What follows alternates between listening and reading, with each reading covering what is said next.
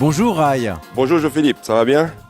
Ça va comme un supporter qui n'a plus d'équipe en compétition, mais vous avez toujours le sourire, ça va, le Brésil est toujours en course. Un peu inquiet, mais toujours heureux, toujours avec l'espoir. Voilà, alors inquiet, c'est parce qu'on a quand même l'impression que le Brésil ce matin n'a plus ni sa tête ni ses jambes. Thiago Silva suspendu, le capitaine ne jouera pas. Neymar, c'est un peu le drame national. Est-ce que le Brésil peut jouer sans Neymar et sans Thiago Silva, Rai? Oui, c'est possible, on va voir, surtout contre l'Allemagne, une grande équipe. Mais il y a Dante, c'est un grand défenseur.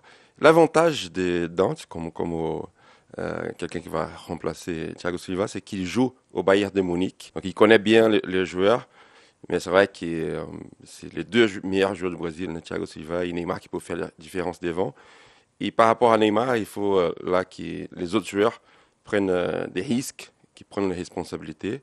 Et bien sûr, il faut voir un meilleur mouvement devant, collectif, pour remplacer tout le talent de Neymar. Il faut maintenant un jeu collectif plus efficace. On a vu notamment ces dernières heures des vidéos de Neymar qui s'adressait aux Brésiliens, qui s'adressait un peu au reste de l'équipe. On a quasi le sentiment d'un drame national là-bas, Rai. C'est vraiment à ce point une icône, Neymar. Oui, parce qu'en plus d'être un génie sur le terrain, c'est quelqu'un qui a un charisme incroyable. Et il est jeune, mais une tête des plus jeunes encore.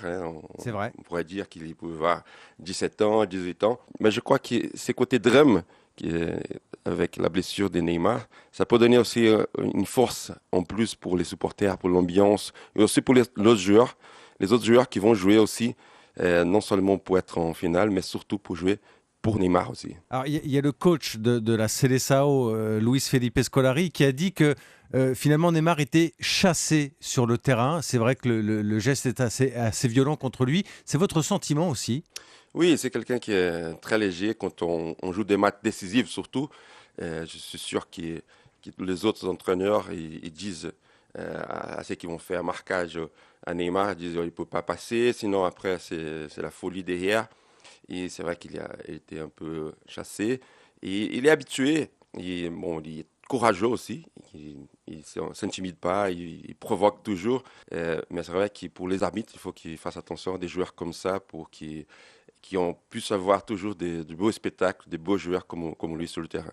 Voilà donc le Brésil qui va devoir se passer du génie de Neymar. Merci Rai. La sélection de Rai, la Seleção de Rai, c'est donc tous les matins, juste après Nicolas Canteloup sur Europe 1. À demain. À demain, Jean-Philippe.